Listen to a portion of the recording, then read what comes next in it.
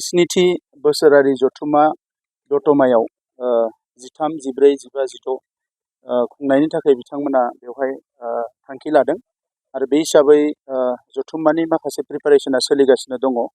दुलाराय बर' फरायसा आफादनि गावनि माखासे एजेन्डायाव बिथांमोना हाबा मावगोन आरो जथुम्माखौ खुंगोन। नाथाय जोबथा खालि भारतनि नखर मन्त्रि अमित शाह बिथाङा गाहाय आलासि महरै आरो आसामनि chief minister doctor Himanta Biswa Sharma बिथाङा आलासि महरै बेयाव बाहागो लाफैगोन। बे हाबाफारिखौनो जोंबो नायनो फैदों सरकारनि फारसेनिफ्राय आरो दुलाराय बर' फरायसा आफादा बेवहाय प्राय 2 लाख सुबुं गौमा खालामनायनि थाखाय अपेन सेसनाव बिथांमोना प्रिपारेसन खालामदों। दा जिहेतु भारतनि आथिखालनि प्राइम मिनिस्टार नरेन्द्र मोदी बिथांनि दैदेननायाव भारतनि नखर मन्त्रि अमित शाह बिथांनि दैदेननायाव आरो आसामनि chief minister doctor Himanta Biswa Sharma बिथांनि दैदेननायाव जोंनि गोबां जेंनाफ्रा सुस्रांजाबाय।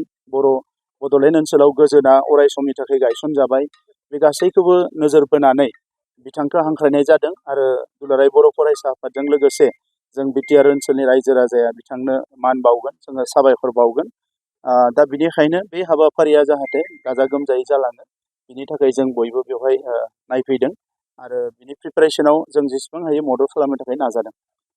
नखर मन्त्रि जितु अपेन सेसनाव बाहागो लादोंमोन सिकिउरिटि हिसाबै माबा मोनसे एनाउन्स खालामनायनि दासिम बेबायदि रायलायाखै जेबो, मानोना अलरेडि जोंहा कस्ट फेक्टरि जि जानांगौमोन बिनि थाखाय वागन बानायनायनि बेवहाय अलरेडि फैसा सेंसन खालामबाय, फान्ड सेंसन खालामबाय भारत सरकारा आरो जिखिनि जोंहा डेभेलपमेन्ट पेकेज दङमोन बेवहायबो 500 करोड़निख्रुइ बांसिन एडमिनिस्ट्रेटिभ एप्रुभेल होबाय सेन्ट्रेल गभर्नमेन्टआ आरो गुबुन गुबुन जेरैबायदि बड'फानि मुङाव दिल्लीयाव मोनसे लामा बिथांनि मुङाव दोननांगोन नेशनेल केपिटेलाव होनना फोसावदोंमोन, रिकुवेस्ट खालामदोंमोन।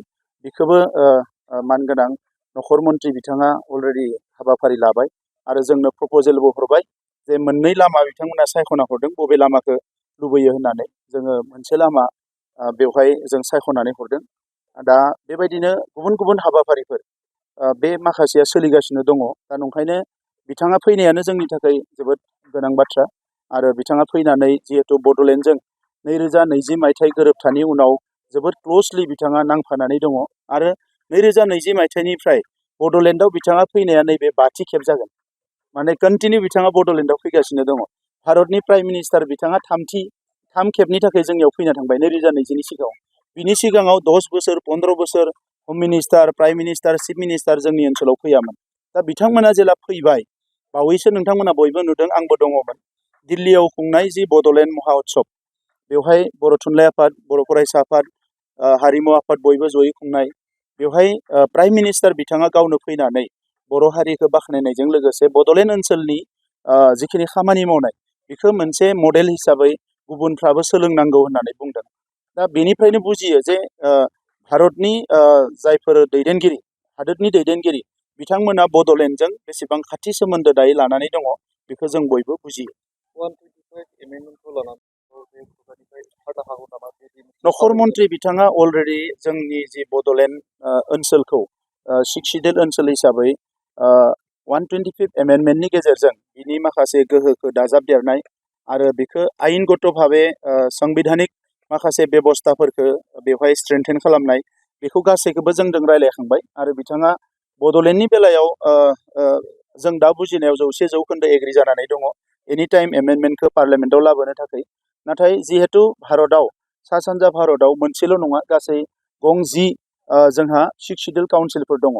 दा नंखायनो बाखि जि काउन्सिलफोर दङ बिथांमोननिया सोरबा माबा अबजेक्सन माबा माबि जेंना बेबायदि दङ पलिटिकेल लेभेलावनो जा बा बिसोरनि गावसोरनि लेभेलावनो जा, बिनि थाखाय हयथ' एसे आवगायफैसे जानो हायो। नाथाय जों दासिम रायलायनानै जेखौ मोनबाय, प्राइम मिनिस्टार आरो हम मिनिस्टार बिथांमोना जोंनि एमेन्डमेन्टनि थाखाय बड'लेण्डनि बेलायाव बिथांमोना 100% रेडि, जों बेखौ बुजिनो हायो।